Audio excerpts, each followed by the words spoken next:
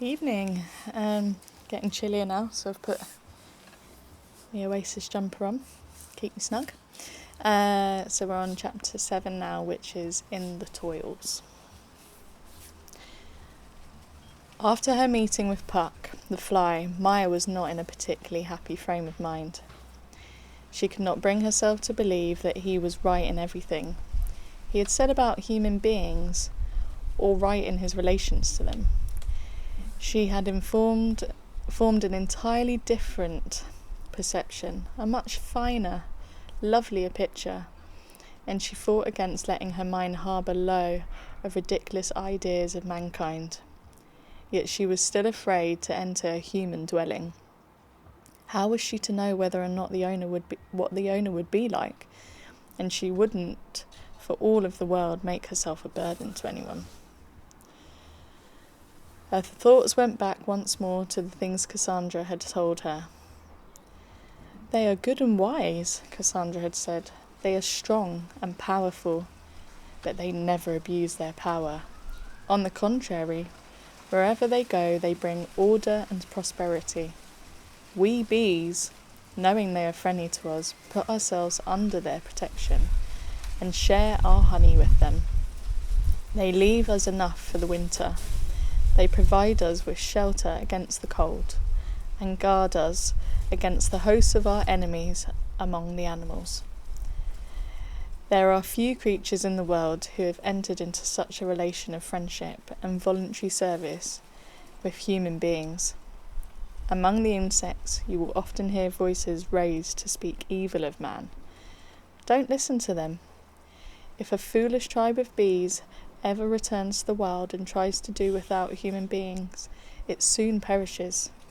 There are too many beasts that hanker for our honey, and often a whole bee city, all of its buildings, all of its inhabitants, has been ruthlessly destroyed, merely because a senseless animal wanted to satisfy its greed for honey." That is what Cassandra had told Maya about human beings, and until Maya had convinced herself of the contrary, she wanted to keep this belief in them. It was now afternoon. The sun was dropping behind the fruit trees in a large vegetable garden through which Maya was flying. The trees were long past flowering, but the little bees still remembered them in the shining glory of countless blossoms, whiter than light, lovely, pure, and exquisite against the blue of the heavens. The delicious perfume, the gleam and the shimmer. Oh, she'd never forget the rapture of it as long as she lived. As she flew, she thought of how all the beauty would come again, and her heart expanded with delight in the glory of the great world in which she permitted to live. At the end of the garden shone the starry tufts of the jasmine, delicate yellow faces set in the wreath of pure white. Sweet perfume wafted to Maya on the soft wings of the breeze. And weren't there still some trees in bloom? Wasn't it the season for lindens? Maya thought delightfully of the big, serious lindens whose tops held the red glow of the setting sun to the very last. She flew in among the stems of the blackberry veins, which were putting forth green berries and yielding blossoms at the same time. As she mounted again to reach the jasmine, something strange to the touch suddenly laid across her forehead and shoulders, and just as quickly covered her wings. It was the queerest sensation, as if her wings were crippled and she was suddenly restrained in her flight, and were falling, helplessly falling. A secret, wicked force seemed to be holding her feelers, her legs, her wings in its invisible captivity. But she did not fall. Though she could no longer move her wings, she still hung in the air, rocking, caught by a marvellously yielding softness and delicacy, raised a little, lowered a little, tossed here, tossed there, like a loose leaf in a faint breeze. Maya was troubled, but not as yet actually terrified. Why should she be? There was no pain or no real discomfort of any sort. Simply that it was so peculiar, so very peculiar that something bad seemed to be lurking in the background. She must get on. If she tried very hard, surely she could. But now she saw a thread across her breast, an elastic silvery thread, finer than the finest silk. She clutched at it quickly, in a cold wave of terror. It clung to her hand and it wouldn't shake off, and there ran another silver thread over her shoulders. It drew itself across her wings and tied them together. Her wings were powerless, and there, everywhere in the air and above her body, those bright, glittering, gluey threads. Maya screamed in horror. Now she knew. Oh no, now she knew. She was in a spider's web.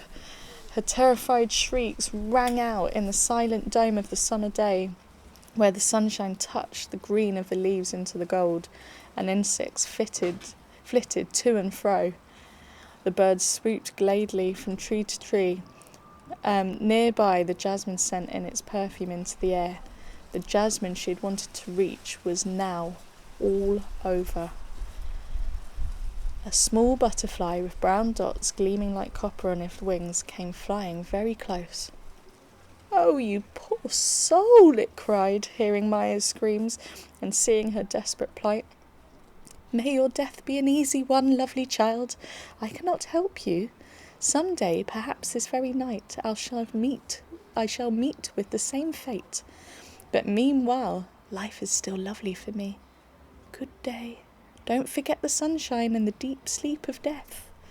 And the blue butterfly rocked away by the sunshine and the flowers and its own joy of living. The tears streamed from Maya's eyes. She lost her last shred of self-control. She tossed her captive body to and fro and buzzed as loud as she could and screamed for help, for whom she did not know. But the more she tossed, the tighter she immersed herself in the web. Now, in her great agony, Cassandra's warnings went through her mind. Beware of the spider and its web. If we bees fall into the spider's power, we suffer the most gruesome death. The spider is heartless and tricksy, and once it has its person in its toils, it will never let them go. In a great flare of mortal terror, Maya made one huge, desperate effort. Somewhere, one of the long, heaviest suspension threads snapped. Maya felt it break, yet at the same time she sensed the awful doom of the cobweb. This was one more struggle in it, and the most effectively and dangerously it worked. She gave up in complete exhaustion. At that moment she saw the spider herself, very near under a blackberry leaf. At sight of the great monster, silent and serious, crouching there as if ready to pounce, Maya's horror was indescribable. The wicked, shining eyes were fastened on the little bee in sinister, cold-blooded patience. Maya gave one loud shriek. This was the worst agony of all. Death itself could look no worse than that grey-haired monster with her mean fangs and the raised legs supporting her fat body like a scaffolding. She would come rustling upon her, and then all would be over. Now a dreadful fury of anger came upon Maya, such as she had never felt before. Forgetting her great agony, intent only upon one thing, selling her life as dearly as possible, she uttered her clear, alarming battle cry, which all beasts knew and dreaded. "You will pay for your cunning with death," she shouted at the spider. "Just come and try to kill me. You'll find out what a bee can do." But the spider did not budge. She really was uncanny and must have terrified bigger creatures than little Maya. Strong in her anger, Maya now made another violent, desperate effort. Snap! One of the long suspension threads above her broke. The web was probably meant for flies and gants, not for such large insects as bees. But Maya only got herself more entangled. In one gliding motion, the spider drew close to Maya. She swung by her nimble legs upon a single thread with her body hanging straight downward. "What right have you got to break my net?" she rasped at Maya. "What are you doing here? Isn't the world big enough for you? Why do you disturb a peaceful recluse?" That was not what Maya had expected to hear. Most certainly not. "I didn't mean to," she cried, quivering with glad hope. Ugly as the spider was, she did not seem to intend any harm. "I didn't see your web and I got tangled in it. I'm sorry. Please pardon me." The spider grew nearer. "You're a funny little body," she said, letting go of the first thread with one leg, then the other. The delicate thread shook. How wonderful that it could support the gentle creature. "Oh, do help me out of this," begged Maya. "I should be so grateful." "That's what I came here for," said the spider, and smiled strangely. For all her smiling, she looked mean. "Your tossing and tugging spoils the whole web. Keep quiet 1 second and I will set you free." "Oh, thank you ever so much, thank you," cried Maya. The spider was now right beside her. She examined the web carefully to see how securely Maya was entangled. "How about your sting?" she asked. How mean and horrid she looked. Maya fairly shivered with disgust at the thought that she was going to touch her. She replied as pleasantly as she could, "Don't trouble about my sting. I will draw it in and nobody can hurt themselves on it." "I should hope not," said the spider. "Now then, look out, keep quiet. Too bad for my web." Maya remained still. Suddenly she felt herself being whirled round and round on the same spot, till she got dizzy and sick and had to close her eyes. But what was that? She opened her eyes quickly. Horrors! She was completely enmeshed in a fresh, sticky thread which the spider must have had her in. "My God!" cried Maya softly in a quivering voice. That was all she said.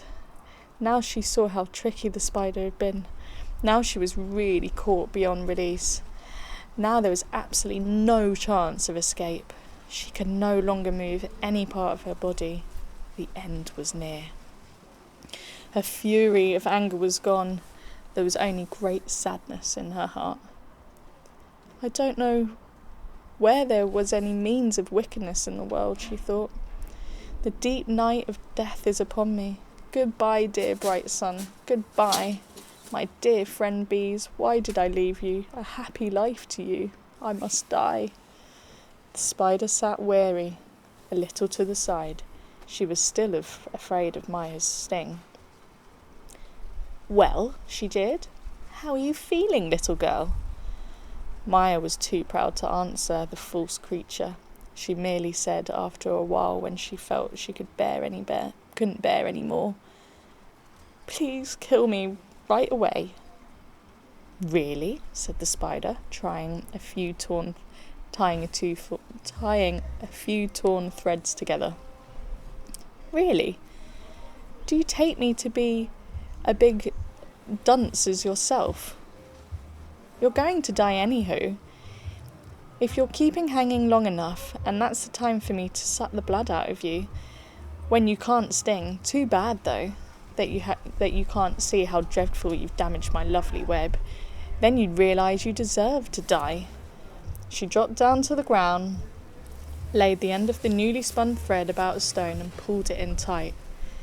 Then she ran up again, caught hold of the thread by which she enmeshed Maya hung, and dragged her captive along. "You're going into the shade, my dear," she said, "so that you shall not dry up here in the sunshine. Besides, hanging here, you're like a scarecrow. You'll frighten away any other nice little mortals who don't watch where they're going, and sometimes the sparrows come round and rob from my web. To let you know with whom you're dealing with, my name is Thecla, of the family of the cross spiders. You needn't tell me your name, it makes no difference. You're a fat bit, and you'll taste just as tender and juicy by any name." So little Maya hung in the shade of the blackberry vine, close to the ground, completely at the mercy of the cruel spider who intended her to die by the slow starvation, hanging with her little head downward, a fearful position to be in. She soon felt she would not last any more than minutes. She whimpered softly, and her cries for her help grew feebler and feebler. Who was there to hear? Her folk at home, knowing nothing of this catastrophe, so they couldn't come hurrying to her rescue. Suddenly, down in the grass, she heard some growling. "Make way, I'm coming!" Maya's agonized heart began to beat stormingly. She recognized the voice of Bobby, the dung beetle. "Bobby," she called, as loud as she could. "Bobby, dear Bobby!" "Make way, I'm coming!" But I'm not in your way, Bobby," cried Maya. "Oh dear, I'm hanging over your head. The spider has caught me." "Who are you?" asked Bobby. "So many people know me. You know they do, don't you?" "I'm Maya the bee. Oh, please, please help me." Maya? Now I remember. You made my acquaintance several weeks ago. You are in a bad way, if I must say so myself. You certainly do need my help. As I happen to have a few moments' time, I will not refuse." "Oh, Bobby, can you tear those threads?"